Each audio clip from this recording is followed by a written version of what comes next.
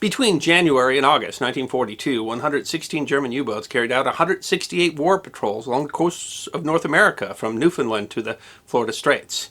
Others plied the Gulf of Mexico and the Caribbean, and between them they sank nearly 500 Allied vessels, more than 2.5 million tons of Allied shipping, killing nearly 6,800 merchant seamen, naval gunners, and passengers. Allied planners produced many strategies to try to protect U.S. coasts from the U-boat menace, and among them was building a series of small, easily produced vessels that were specialized to hunt submarines.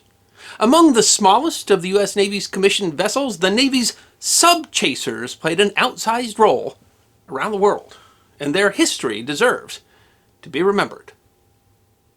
While it is conventional wisdom that the U.S. was not prepared for the U-boat menace, in fact, on paper, the Navy had a significant number of vessels available to defend against the relatively limited number of German long-range U-boats that could attack as far away as the United States. On December 7th, the U.S. had 107 U.S. Navy destroyers and 6 Treasury-class Coast Guard cutters in the Atlantic Fleet.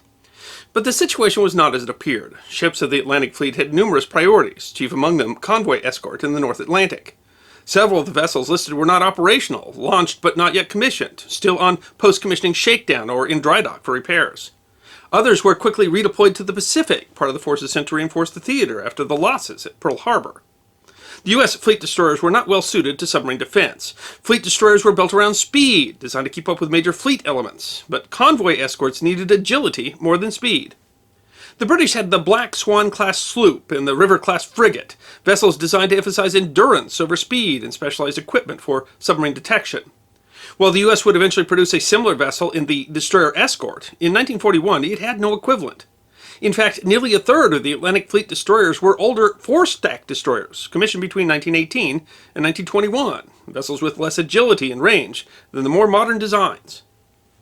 The U.S. would develop a number of new strategies and vessels to take on the U-boat menace, and the tide was essentially turned by the end of summer 1942. Among these was a series of vessels that are nearly forgotten, but that were produced in very large numbers. The submarine chaser.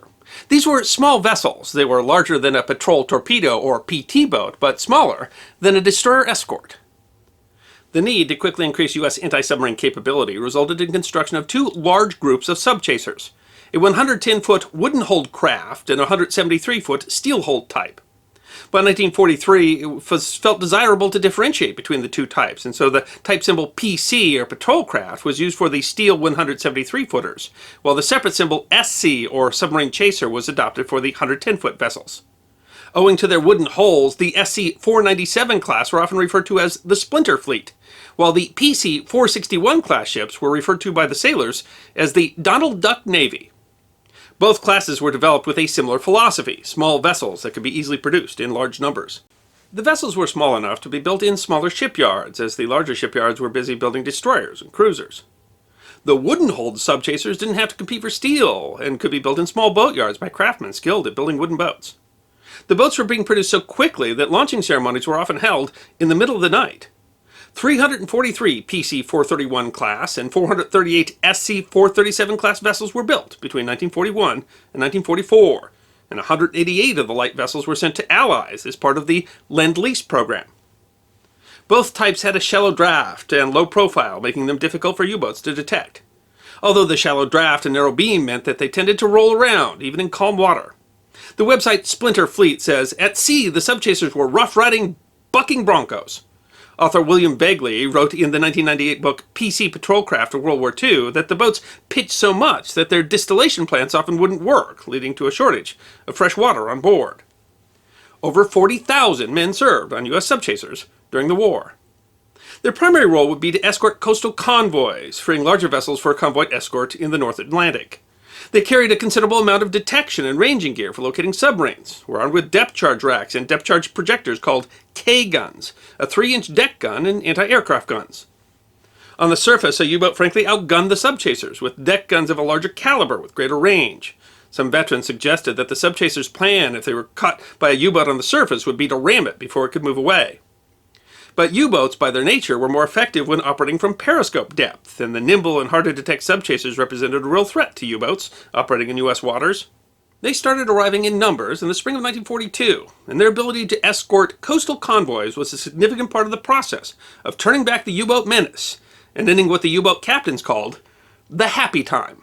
But the subchasers had really been designed as a stopgap, and over time larger, more capable vessels like destroyer escorts started to become available in larger numbers. But the subchasers still continued to escort convoys along the American coast or patrol the outside of harbors. Among the subchasers was the USS PC-1264. While the U.S. Navy had been integrated at the time of the Civil War, in 1941 the only shipboard service allowed for an African American was as a messman, serving food and clearing tables. While the National Association for the Advancement of Colored People pressed the Navy to allow more service roles for African Americans, the Navy argued that integrated units would disrupt discipline. After discussion within the Roosevelt administration, the U.S. Navy finally opined that Negro units could be applied with the least disadvantage in a limited number of roles that included among them local defense vessels. And that meant that for the first time since the U.S. Civil War, African Americans could enlist in the Navy for general service on one of two vessels: the destroyer escort USS Mason and the subchaser USS PC-1264. PC-1264 was commissioned in April 1944 and served as coastal convoy escort along the East Coast and on independent submarine duty until demobilization in 1946. While the ship officers were mostly white, Samuel L. Gravely Jr. served as an ensign aboard the vessel, his first seagoing assignment. Gravely would go on to serve in 3 wars, becoming the first African-American officer to command a U.S. Navy ship, the first African-American to be promoted captain in the U.S. Navy, and then the first African-American to achieve the rank of Rear Admiral in the U.S. Navy. The crew of the PC-1264 served with distinction, and the ship's war record contributed to the decision by the Navy to open up billets for African-American sailors in the post-war Navy. The subchasers ended up being excellent utility vessels, and several were modified for other roles, especially coastal minesweeping. A few were modified into something called motor gunboats, and they were intended to support PT boats, but they ended up being ill-suited to that role because they weren't fast enough to keep up with the PT boats. One role in which they thrived was as landing craft control vessels. Their shallow draft and nimble maneuvering made them excellent platforms to help control groups of landing craft in amphibious invasions, making the small vessels among the first to approach shore in an amphibious landing. They were often the ship responsible for directing the landing craft to the correct landing points, as well as screening them from air and naval attacks. The USS PC-552 was the primary control vessel for the Fox Green sector of Omaha Beach on D-Day. The Navy's official ship history of PC-552 said of the preparation for the landings at Normandy: "As spring grew into summer, the tension became greater, and officers and men were confident that the ship that they had made ready and trained aboard would do her bit when the fateful day arrived." One of the first vessels to approach the beach, the ship was under fire all day. One of its many roles that day included rescuing tank crews after the duplex-drive medium tanks that had been modified for beach landing foundered in the high surf. Sam Ropp, a motor machinist mate 3 on the PC-552, was quoted in the Penn State News in 2014. "The Germans were on the beach shooting at the ships, and we had to shoot back at them. A lot of guys died that day." 18-year-old coxswain Willie Kesnick was firing a .50 caliber machine gun at the front of the ship. He lost his helmet during attack by a German plane. His friend, Ted Guzda, was at his back firing another gun. Quoted in the Stanford Advocate in 2005, Guzda said he saw a bucket of sand nearby. He dumped out the sand and put the bucket on Kesnick's head. Kesnick said he could hear the ping, ping, ping of his spent shells hitting the bucket. Afraid for his life, Kesnick yelled, "Ted, how do you pray?"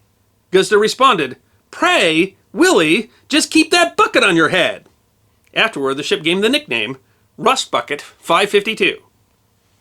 The versatile subchasers served as picket vessels, minesweepers, dispatch ships. They performed rescues and fought and chased off German torpedo boats. They served MacArthur in New Guinea and in every theater in the war.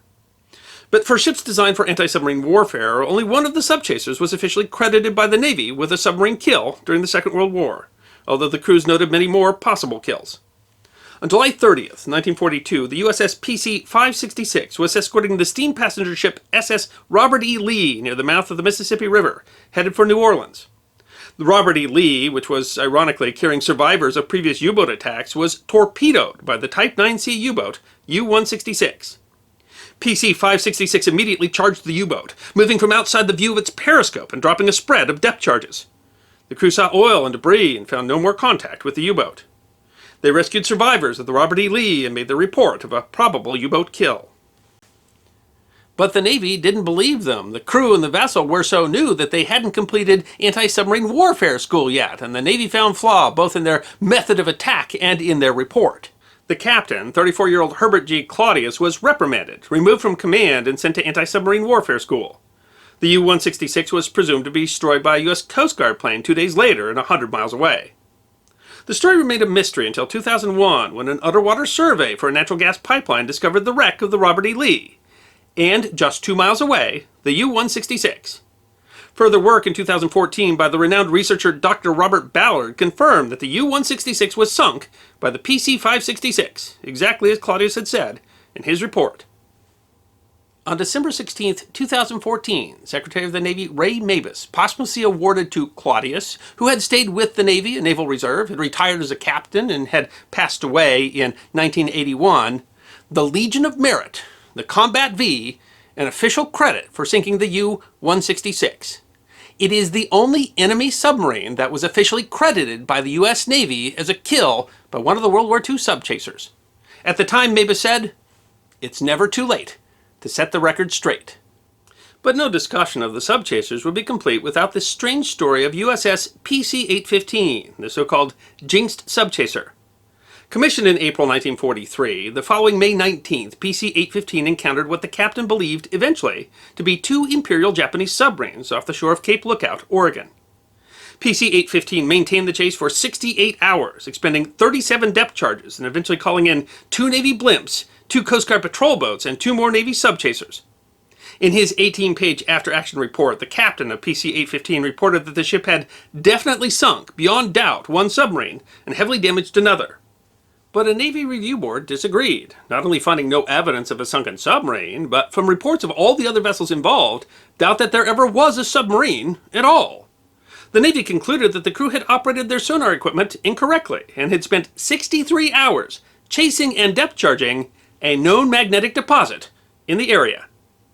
The following June, having transferred to San Diego, the PC-815 was returning from a training exercise and, according to the Navy, improperly anchored in Mexican territorial waters, where it participated in an unscheduled firing exercise, resulting in an official protest from the Mexican government.